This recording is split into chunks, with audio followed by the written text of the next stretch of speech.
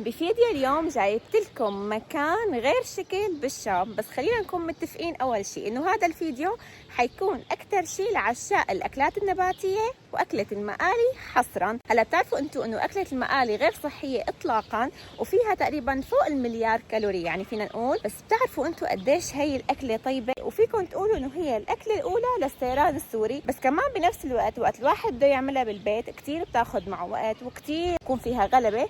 لهيك أنا اليوم حاخدكن على مكان غير شكل بتقعدوا فيها قعدة حلوة، وبيعملكن هي الأكلة من الألف للياء. بس أكيد كالعادة قبل ما بلش بهذا الفيديو بدي إياكم تفجروا لي لايكات وتشتركوا بالقناة إذا ما كنتم مشتركين، وتابعوني على حسابي الانستغرام والسناب شات بتلاقوهم كمان تحت بصندوق الوصف. هلا تفضلوا معي لحتى نبلش مشوارنا. هلا شوفوا شو لفت نظري قبل ما أطلع، إنه شوفوا بلشت العالم هون، الله يجزيهم كل خير لكل حدا عن جد بيفكر بهذا الموضوع، وخصوصي هلا بالصيف بيحط هيك مي للقطاط وحتى كمان اكل. بس اهم شيء المي، لانه بتعرفوا انتم هون بالصيف قديش بتجي الصيفيه كثير حاميه. فعن جد الله يجزيهم كل خير لكل حدا بيفكر وبيعمل هي الاشياء البسيطه.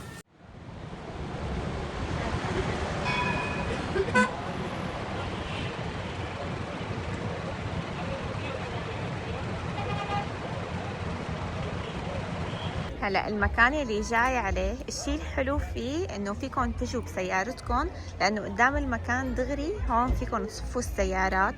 ونصيحة يفضل انكم تجوا بالسيارة لانه المكان كتير مدلخش. هلا هو على طريق المطار جسر الرابع، يعني يفضل انكم تجوا بالسيارة احسن. هلا مبدئيا من اول ما بتفوتوا حرفيا ريحة المنتزه هون كله مقالي، وقعداته كتير حلوة وكتير رايقة. وانا على فكرة جاية بكتير لحتى لحق فيه طاولة، لانه ما شاء الله مثل ما شايفين العالم جاي من بكير كتير وحاجزة اماكنها وحاجزة طاولاتها. شوفوا لي هون الوردات قديش حلوة، والقعدات قديش لطيفة ورايقة، وخرج هيك الواحد يطلع مع عائلته يقعد هون وياكل هي الاكلة الطيبة والبسيطة. هلا انتم فيكم تضيفوا هاي الفيديوهات كلياتها للسلسله الصيفيه يلي انتم لازم تجوا على هاي الاماكن بالصيف، لانه سمعت عن هذا المنتزه انه كتير حلو الواحد يجي عليه بالصيف، وقعداته كتير حلوه وظريفه.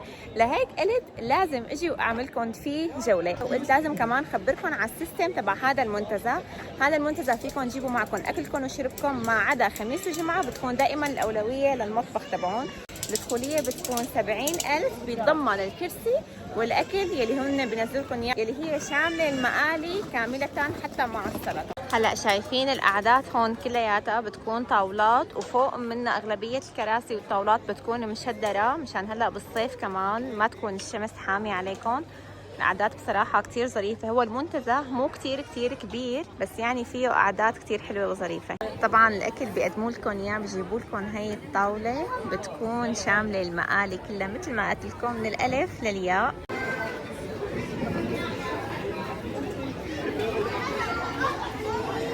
هلا خليني فرجيكم اول شيء السفرة شو بيتضمن. طبعا مثل ما قلت لكم 70,000 متضمنه الاكل هذا كلياته مع الكرسي. اول شيء طبعا بيجيكم هذا صحن السلطه، وبيجيكم صحن باذنجان مقلي يلي هو بيكون ملك سفرة المقالي، وكمان صحن زهرة، وصحن بطاطا مقلية. شايفين طريقة التقديم كتير بسيطة على فكرة، بتحسوا حالكم بالبيت. واكيد هون الثوم المهروس اجباري مع الباذنجان.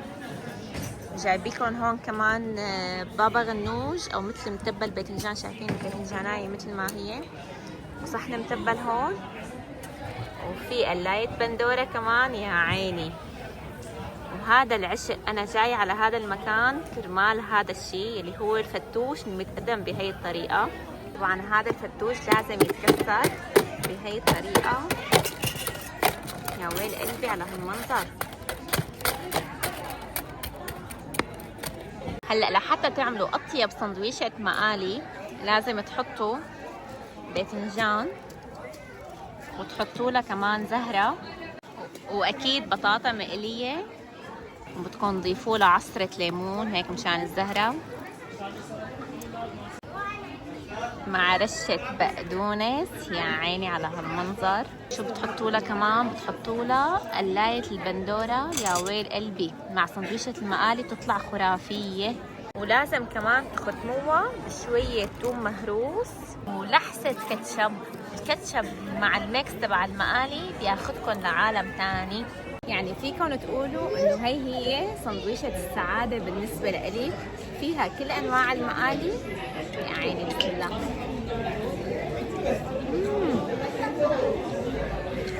واكيد بعد اكلة المقالي شو بدها كاسة شاي غير شكل. طبعا سنفور قلبي اكيد رايح معي هذا المشوار، بس هذا المكان ما فيه العاب اطفال، فيعني الاطفال هيك بيقعدوا بيسلوا حالهم باي شيء موجود هون، بس لانه ما في العاب. يوبرني الضحكة انا. لو دب الليلة دب الليلة دب الليلة دب الليلة كيري كيري كيري كيري كيري. هلا صار وقت الدبكة، هون كمان عندهم هي فقرة.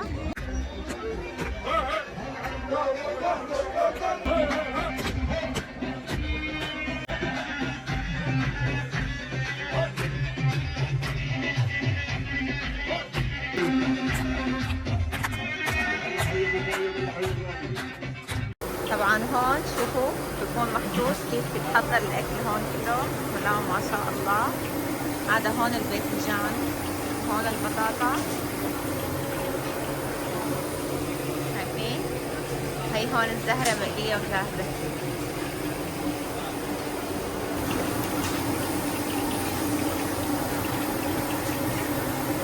هلا هي اجواء المنتزه بالليل، صراحة اجواءه بالليل كتير حلوة ورايقة، وانا حسيته هو كتير عائلي، واجواءه بالليل جميلة كتير. شايفين في اكثر من قعدة، وما شاء الله شو معجوق، يعني هي بقلب الاسبوع وهيك عشقته. هلا هيك بكون عملت لكم جولة بقلب هذا المنتزه. مثل ما قلت لكم المنتزه ماله كتير كبير، وبصراحة حسيت انه ناقصه العاب للاطفال، يعني جوا في كتير اطفال بس ما في لهم مكان يلعبوا فيه، فعم يطلعوا يلعبوا هون بالساحة. بس يعني بشكل عام المنتزه حلو ورايق وقعداته رايقة، بس مثل ما قلت لكم هو صاير بطريق المطار الجسر الرابع، فبظن اللي بده يجي لهون ومعه اولاد ومعه هي اجباري لازم يكون معه سياره اسهل للمواصلات. طبعا حبيب روحي على قد ما انبسط اليوم بالمشوار ما قدر يستحمل وغلبته الناعوسه ونام على الطريق، ونحن عم نستنى السياره لحتى نرجع على البيت. وهلا بعد ما رجعت على البيت صار وقت انه نظبط السهره ونعمل لنا هيك شيء اكله حلو طيبه. وعنت على بالي سلطه الفواكه، هي عنت على بالي بعد ما رجعت على البيت، فما رح ارجع على السوق واجيب سلطه فواكه. وبصراحه اخر فتره عم حس اللي بالبيت عم تكون هيك طيبه وظريفه، فرح نعمل هلا سوا سلطه فواكه من الأغراض الموجودة هون بالبيت. هلا لقيت عندي موز وكيوي وتفاح ومانجا. هلا المانجا مالها كتير مستوية لسه، كتير لسه قاسية، بس حنستعملها. صوت البراد بتحسوا حالكم فورا ركبتوا طيارة وحلقتوا دغري لفوق. هلا أنا كمان بحب معها كتير الفريز، وما لقيت عندي فريز، وهلا الوقت متأخر فما حلاقي حدا يجيب لي فريز، فرح نمشيها بالفواكه هي الموجودة عنا.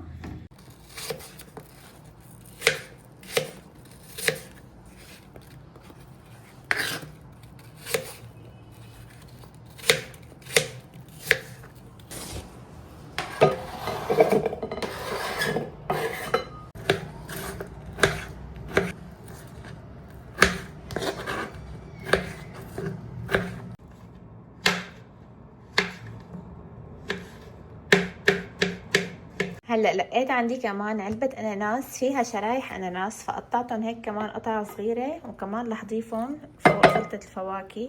هلا كمان عندي انا من هي الشوكولا، كمان حقطعهم هيك لمكعبات صغيرة كرمال زين فيهم الوش. هلا بعد ما خلصنا تقطيع الفواكه كلها بتجيبوا اي نوع عصير عندكم اياه. انا للامانه لقيت هذا، هلا ما بتكتروا، في عالم بتعملها كلها بالعصير، عصير فواكه، عصير مانجا، عصير بردقان. انا رح احط هيك بس شوي صغيره، يعني بس كرمال انه تكون الفواكه هيك ما كثير ناشفه، لانه انا لسه بدي احط لها نسله وبدي احط لها قشطه، فبس هيك شيء انه. وهلا بنعملهم هيك كلياتهم تقليبه. بتعرفوا للحاجه ام الاختراع، يعني انا بدي ادور بالشوكولا وعم بعمل لها حمام بخار، بس بصراحه كثير تكسلنت اني احط طنجره وعبيها مي. قام عبيت سخانه المي هيك وفتحتها مشان تطلع عليها بخار، وشكلها نجحت، يعني شكلها بيمشي الحال، بتذوب الشوكولا بهي الطريقه. هلا فيكم تقولوا الخطوه الاخيره، تحطوا لها هيك نسله على وشها. يا ويل قلبي لا اليوم كتير كتير خربناها مو شوي. طولة كمان هيك رشة لوز على الوش، وكمان بنحط رشة زبيب، واخر شي بنزينها بالشوكولاته اللي قطعناها. أمانة شوفوا لي على هالمنظر اللي بيشهي القلب، يعني يا ويل قلبي. أكيد كمان لازم نحط شوية نقريش وشوية موالح لحتى بعد سلطة فواكه الواحد يتنقرش فيهم، وأكيد البزر لابد منه. وغير البزر الله وكيلكم هذا الشيبس بضل عندي بالبيت، مع اني انا ما كثير بحبه، بس ابو الجل كثير بيحبه بضل بيجيب لي اياه، فيكم تقولوا تعودت عليه. السهرة ما بتحلى بدون فنجان القهوة، وبحس أنا القهوة آخر الليل يعني نكهة تانية. هلأ صحيح بتعرفوا ليش واحد لازم يعبي مي مع القهوة؟ هلأ هي آخر فترة كتير انتشرت عنا مقولات، بس ما بعرف أنا واحدة أصح منهم، بس بحس دائما عن جد الواحد وقت بيقدم قهوة حتى لإله بالبيت لازم يحط معها كاسة مي، بس شو السبب للأمانة أنا لهلأ ما بعرف.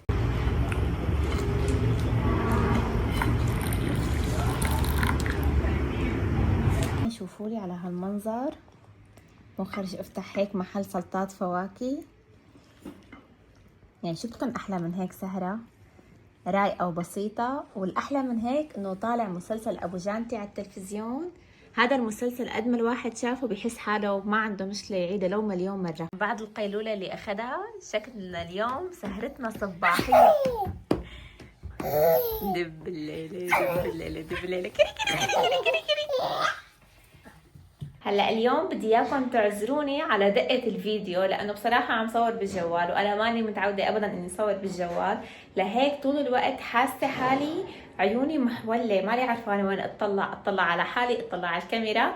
المهم ان شاء الله يا رب يكون عجبكم هذا الفيديو اليوم. اكيد وكالعادة بدي اياكم تفجروا لي على لايكات وتشتركوا بالقناة اذا ما كنتم مشتركين، وتتابعوني على حسابي الانستغرام والسناب شات بتلاقوهم كمان تحت بصندوق الوصف، وبدي اياكم تكتبوا لي بالتعليقات وين حابين صور لكم الفيديو الجاي. بحبكم كثير وبشوفكم ان شاء الله بفيديو جديد. باي باي.